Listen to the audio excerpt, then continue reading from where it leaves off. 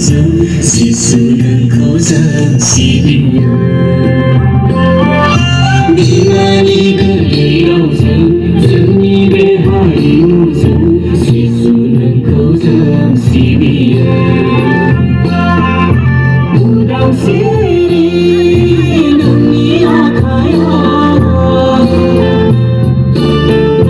u gió